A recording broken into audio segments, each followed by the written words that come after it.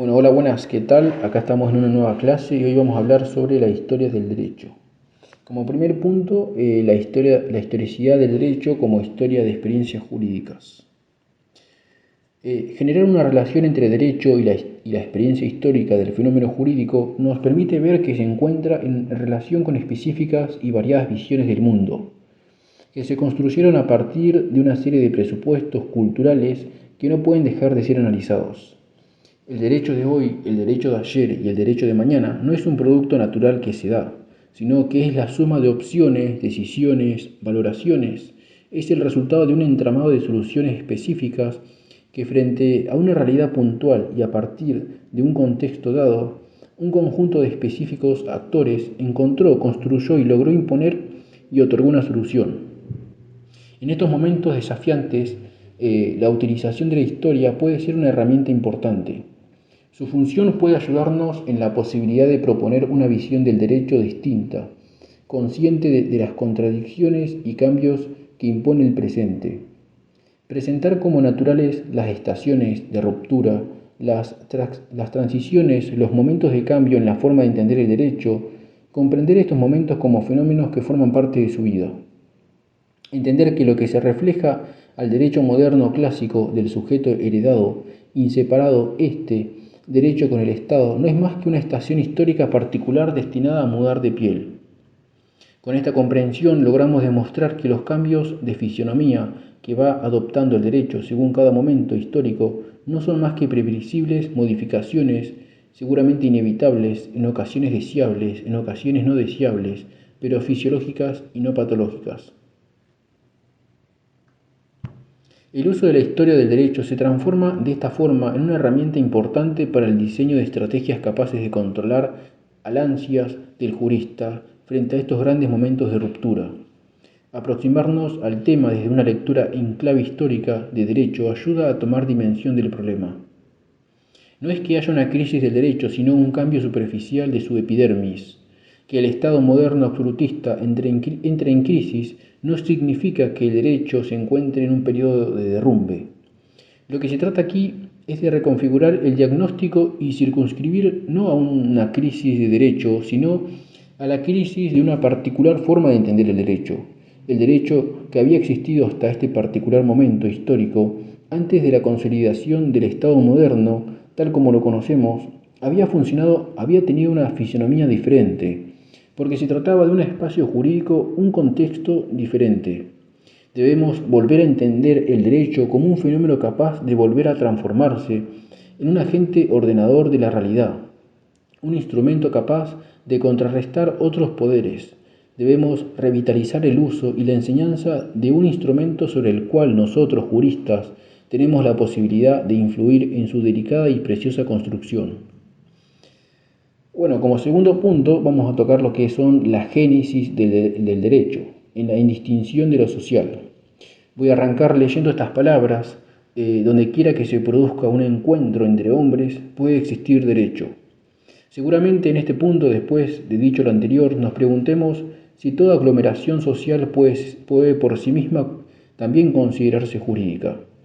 En primer término, el comentario del principio nos puede ayudar a definir en palabras breves el mundo jurídico, pero al mismo tiempo nos genera una contraposición. ¿Por qué? Porque no toda aglomeración de personas es derecho.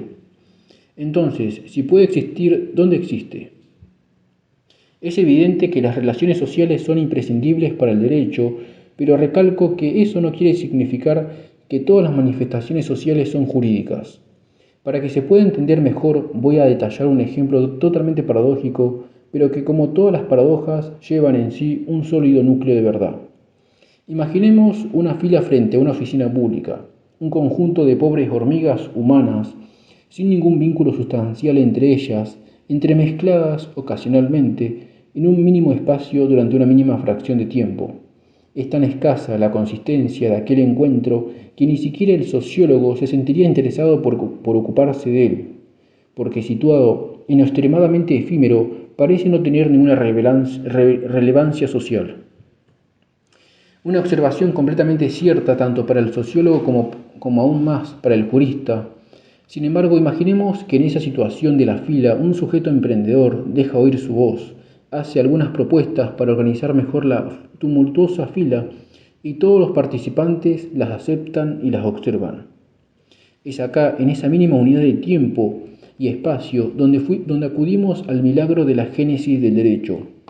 Aquella conglomeración efímera que es la fila se convierte, aunque sea efímeramente, en una comunidad jurídica en la medida que es productora de derecho.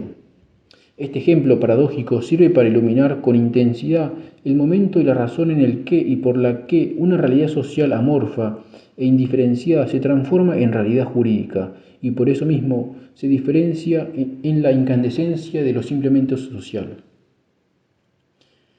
Como tercer punto vamos a tocar lo que es el derecho como ordenamiento observado. El derecho no es solo ordenamiento, también es un derecho observado y de hecho también es observancia la obediencia. El absolutismo jurídico moderno nos acostumbró a leyes que repugnan la conciencia común, leyes sufridas y observadas para evitar reacciones del poder. Esta observancia es solo servidumbre y recoge el peor aspecto del derecho, que afecta tanto al productor de la ley como a quienes la obedecen. Tal y como expliqué en el anterior ejemplo de la fila, la observancia fisiológica, la misma que convierte a cualquier ordenamiento en un ordenamiento jurídico, está asentada sobre un conocimiento preciso del valor que la sostiene con firmeza. Las propuestas ordenadoras de la fila, emitidas por el miembro con más iniciativa, se observan por la pequeña comunidad desordenada porque se admiten como objetivamente buenas y válidas para transformar el desorden presente en un orden futuro. Los espacios del derecho, el territorio. En nuestra mente estamos habituados a pensar al derecho como una proyección geográfica, un hábito que se deriva de la identificación del derecho con el Estado y de relacionarlo en íntima conexión con el poder político, derivado del hecho de creer que todavía estamos inmersos en lo moderno. La estatalidad del derecho exige un territorio propio y tradicionalmente siempre se ha enseñado que el territorio es un elemento esencial del Estado. Una de las consecuencias derivadas de este Estado como encarnación de lo político es que necesita un ámbito geográfico para proyectarse y en donde ejercer su dominación. En resumen, un Estado, un territorio, un derecho, un único derecho, cuya vigencia no conoce interrupciones en la totalidad de la esfera territorial, un territorio jurídicamente liso, porque es unitario jurídicamente. Tal es la vocación intrínseca del absolutismo jurídico moderno, que queda evidente que la unión conyugal, una unión entendida como necesaria entre Estado y derecho. La sociedad, una realidad extraordinariamente plural y heterogénea, se organiza en una proyección necesariamente geográfica. El espacio jurídico adquiere una producción inmaterial propia, o mejor dicho, por expresarlo mejor, el territorio ya no es un objeto necesario para él. Su objeto necesario es la variada y compleja coordinación del tejido de relaciones entre los hombres y su compleja autoorganización en sociedad. En nuestros días, una producción inmaterial como esta nos las ofrece de una manera exasperada y no por casualidad los canales de la globalización jurídica. Las manifestaciones del derecho. El derecho natural, o si se quiere decir ley natural, bajo las enseñanzas de la más dura intolerancia, se ha generado sobre todo en los últimos tiempos y aún en la actualidad, quienes consideran una definición fantasiosa, indigna de un hombre culto y quienes, por el contrario, lo convierten en objeto de convicción absoluta y de un respeto tan fuerte que llega al fanatismo. Ambas posiciones de interpretar son peligrosísimas, y sin nombrar el que se inspira en la tradición cristiana, lo identifica como un mensaje del Dios, persona, instalado benéficamente en el corazón de cada hombre. Ahora dicho lo anterior, nosotros tenemos otras razones de por qué es preciso defender el derecho natural como una manera de ocupar una posición importante. Ya nos invitaba hace 40 años atrás un agudo politólogo y jurista italiano en un ensayo admirable a renunciar a ver el derecho natural como algo despreciable en cuanto atrasado, sepultado en un pasado remoto y sin posibilidad de recuperación. profundizando en su explicación que se trataba de un cadáver bien singular, con reiterados entierros y resurrecciones, y que por eso es lícito que nos planteemos sin dudar acerca de si el derecho natural está en estrecha conexión con los problemas recurrentes de la historia jurídica humana. La idea del derecho natural está en estrecha discusión con la del derecho positivo, porque el derecho natural es un conjunto de valores o principios que se encuentran en la naturaleza y conciencia del hombre, y derecho positivo son normas dictadas por el Estado con el objetivo de regular la conducta del hombre en sociedad. El derecho natural se concreta en la evocación de un derecho superior que funciona como criterio de medida y por consiguiente de validez para un derecho positivo, extremadamente concreto sobre sus mandatos y textos normativos, pero que al mismo tiempo resulta repugnante para una conciencia colectiva inspirada en la racionalidad común. Tal como ha dejado escrito el filósofo del derecho italiano, hacia la idea del derecho natural, el justnaturalismo es dualista, el positivismo jurídico es monista, pero es precisamente este dualismo la posibilidad de aportar una alternativa y por consiguiente una salvación, como en el caso de Alemania nazi y posnazi, donde el derecho natural aparece como la única salvación frente a un positivismo jurídico que es pura violencia y tiranía, con un Estado antijurídico y la obediencia ciega de su policía de frontera llevada al extremo de matar muchísimos transfugas, calificando de un acatamiento y orden legalmente legítima, un acto de insolente antijuricidad. La Constitución, ante una gran necesidad de valores que sirvieran de anclas a las construcciones jurídicas, en un tiempo en que es pasado y presente, las certezas estatalistas y legalistas del edificio liberal burgués han revelado en sus propios fundamentos ideológicos y, como sabemos, han sufrido multitud de resquebrajuras. A tal necesidad respondió a lo largo del siglo XX esa manifestación nueva y peculiar del derecho que es la Constitución. Nueva, preguntaremos con sorpresa, ya que seguramente han escuchado discursos sobre la Constitución de los antiguos, sobre la medieval, sobre las del siglo XVIII, etc. No es en absoluto un error hablar de una Constitución del Reino de Francia durante el antiguo régimen pre-revolucionario, siempre que quede bien en claro que con eso nos estamos refiriendo a un patrimonio de costumbres multiseculares que, como es obvio, no están escritas, pero sí son vinculantes para el mismo soberano. De igual manera, no es un error hablar de la Constitución inglesa si tenemos muy presente que se trata de conquistas históricas del pueblo inglés que han sedimentado en la plurisecular visitud unitaria del reino como un patrimonio exquisitamente consuetudinario con algunas expresiones escritas, como los así llamados Bill of Rights. Ni tampoco son erróneas las alusiones a constituciones cuando se trata de las cartas revolucionarias y post-revolucionarias de Europa continental, si también tenemos presente que sancionaban la primacia de la política y por consiguiente del Estado sobre la sociedad, reafirmando la función de la ley como expresión y vehículo de la voluntad general, y extremando a los ciudadanos para no perturbar la soberanía de un Estado-comunidad firmemente descentralizada. Pero con respecto a todas estas manifestaciones genéricamente constitucionales, la Constitución que la República de Italia se otorgó en 1947 es una realidad profundamente novedosa y peculiar. La así llamada modernidad liberal fue demasiado estatalista, alimentando una constante desconfianza hacia las constituciones que fueron una genuina expresión de un auténtico poder constituyente de matriz popular. El denominado Estado liberal está empeñado en el control de lo social, consciente de que únicamente puede llevarlo a cabo si impide que las masas dispongan de libre acceso para diseñar los principios ordenadores de la sociedad. Esta es la razón por la cual los escasos fermentos populares de la Revolución de 1789 se apagaron en el siglo XIX y se confirmó una concepción estrictamente estatalista de la Constitución. Por eso, la Constitución de 1947 es totalmente extraña a este angosto tránsito político-jurídico, porque es la expresión del pueblo soberano y no del Estado. La sociedad se ha podido expresar en su totalidad. El pueblo ya no es más, sino que es mucho más. La Constitución se sitúa como un orden jurídico superior respecto a la red legal ordinaria, superior en cuanto que al pertenecer al estrato de las raíces profundas de la sociedad, pertenece a un estrato de valores y los manifiesta imponiendo su observancia a todos los poderes del Estado, comenzando por el legislativo.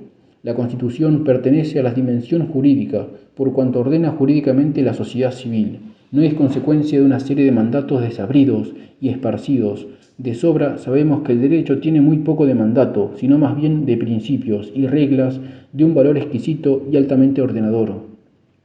El texto de la Constitución formal de 1947 no es un papel impreso que se impone desde arriba sobre la sociedad, sino que está arraigada en esta. En el nuevo Estado constitucional del siglo XX, la legalidad en Italia, al igual que en otras partes, se desdobla en dos estratos separados: superioridad y inferioridad. La vieja mística liberal de la ley, aquella que veía en el Parlamento el órgano normal de producción, una especie de seu omnipotente y omnisciente, cede el paso al nuevo protagonismo de la sociedad y sus valores. Y este Estado constitucional, la Constitución, es, como exponen los ius publicistas, rígida, es decir, solo puede ser modificada a través de un procedimiento específico, poseyendo un valor superior a la ley ordinaria, la cual no puede violar los dictados constitucionales. Todo lo contrario de lo que pasaba bajo el régimen monárquico precedente, donde en 1848 el rey Carlos Alberto tenía una constitución flexible que podía ser modificada por el legislador común, o sea, el Parlamento. Por estas razones, las nuevas constituciones con frecuencia prevén de una manera expresa la institución de una magistratura suprema que se sitúa como juez de la ley o que está llamada a juzgar la relación entre las disposiciones de una ley y los valores contenidos en la Constitución. Es así que en los últimos años se generó una función mediadora entre el pluralismo de los valores de una sociedad y los oídos sordos de los textos legislativos. La ley. La Constitución también es ley, más aún es la ley suprema, pero cuando hablamos acá de ley es para referirnos a la ley ordinaria, al instrumento merced al cual el Parlamento manifiesta su voluntad. Esa ley o legiscentrismo que nació gracias a los caracteres de la modernidad jurídica fue la que creó el nacimiento de un modelo de Estado continental ensamblado sobre la absoluta ley y sobre un dominante principio de legalidad. Estado de Derecho continental es un Estado soberano, es un Estado parlamentario que permite demostrar un disfraz democrático que se resuelve mediante una acción arrogante. Es un Estado en el que el Parlamento, gracias a esta ficción, se presenta como omnisciente y omnipotente, intachable. Es un Estado que, con el soporte de la división de poderes, establece el monopolio parlamentario de la producción del derecho y se expresa jurídicamente con la voz del Parlamento, la ley. Se la presenta como la manifestación de la voluntad general, construyendo un Estado legalista porque su primacia absoluta corresponde a la ley. Ley concebida como norma general, abstracta, igual para todos y ante la cual todos son formalmente iguales, y porque a ella le compete la tarea de orientar, disciplinar e incluso reducir la complejidad de la sociedad, y es finalmente un Estado que protege los derechos individuales de libertad a través de la propia autolimitación del ejercicio de la soberanía. Todo lo anterior se resume en un castillo de ficciones, a una pseudodemocracia. De ahí la hipervaloración de la ley, el culto a la ley y la reducción del ordenamiento jurídico a un conjunto de leyes que se entienden como mandatos autorizados que merecen respeto con independencia de su contenido, y de ahí también el principio de legalidad como garantía suprema del ciudadano, amparado por el principio de certeza de la ley. Garantías es cierto, pero garantías formales que sin embargo se detenían ante una verdad. El árbitro legislador, que como si ir en contra fuera la más atroz de las blasfemias, fue proclamado durante la modernidad jurídica. Todo esto corresponde a un paisaje jurídico del ayer, que sigue sutilmente contaminando al jurista de hoy, cuando las tan profundas transformaciones que se están produciendo en el ámbito europeo y mundial están relegando el legalismo a un rango cada vez más marginal. Leyes que con mucha frecuencia abdican de la vieja y loable virtud de la generalidad y se dictan atendiendo a requerimientos partidistas por estar destinadas a tutelar intereses particulares. Leyes, en fin, técnicamente mal hechas, improvisadas, lingüísticamente oscuras y que a veces adolece de incoherencia en su propio articulado. un parlamento que hace oídos sordos y se resiste a atender las necesidades emergentes o que es lento, increíblemente lento. En muchas ocasiones se trata de un parlamento impotente a causa de la división que existe entre los partidos, incapaz de responder a las demandas, incluso cuando son urgentes, de la colectividad, generando en el exterior fuertes contragolpes. El mayor de todos es la de generar crisis de desconfianza y el afianzamiento en la colectividad de una psicología impregnada del más alarmante escepticismo, con la consolidación de otras fuerzas que vienen a integrar, a suplir y a sustituir. En la actualidad, la ley ordinaria sufre una notoria crisis de su incapacidad para ordenar jurídicamente la sociedad civil y sobre todo para gobernar el cambio socioeconómico que ahora vivimos y que viviremos con mayor intensidad en un próximo futuro. Hacia el año 1918, un filósofo romano del derecho italiano calificó al Estado como un pobre gigante destronado. 85 años más tarde, nosotros podemos repetirlo con mayor razón que hoy vemos con total claridad que el trono del gigante se ha hecho añicos y con él también esa ley tan venerada y reverenciada en los tiempos precedentes. El tránsito jurídico es fluido y también brumoso, y son necesarios los ojos agudos y valerosos para distinguir entre la niebla la dirección de nuestro camino. La costumbre es un hecho humano que se repite de una manera duradera, porque en este hecho la conciencia colectiva encuentra un valor que debe observar y conservar. Es así como nació el derecho en los tiempos primordiales de la historia humana, ya que todo esto no precedía de un texto escrito, fruto de la revelación divina o de la sabiduría de los doctos, sino de un hecho que se repite de una duración que se expande en el tiempo y de una observancia colectiva que no es obediencia pasiva, sino más bien adhesión. Ninguna otra forma de sus manifestaciones nos lleva al corazón del misterio del derecho como la costumbre. A pesar de su naturaleza elemental, la costumbre es la fuente que más respeta al derecho en su originalidad estado de pureza. La costumbre puede funcionar como la fuente más idónea en una sociedad de carácter estático, por ejemplo, en una sociedad exquisitamente agraria, pero es absolutamente incapaz de gobernar la complejidad. Recordemos que consiste en un acto repetido de una forma duradera y es origen factual de donde deriva su carácter, el cual constituye a la vez su punto fuerte y su punto débil, el particularismo. La costumbre nace de lo particular.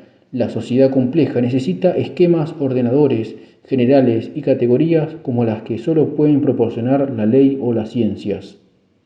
A comienzos del siglo XIX, Federico Carlos de Savigny, el gran jurista alemán, a quien hemos recordado como motivo de la comparación entre derecho y lenguaje, él identificaba, y no sin razón, el espíritu del pueblo como el primer engendrador del derecho y no tuvo más remedio que identificar la costumbre como su fuente más genuina. Nace desde abajo y expresa necesidades y fermentos que proceden de abajo. Savigny diría que expresa el espíritu del pueblo. Es por lo tanto la más incontenible de las fuentes, la menos dócil para ser pretendida en un programa unitario y centralizador. En resumen, la más incontrolable.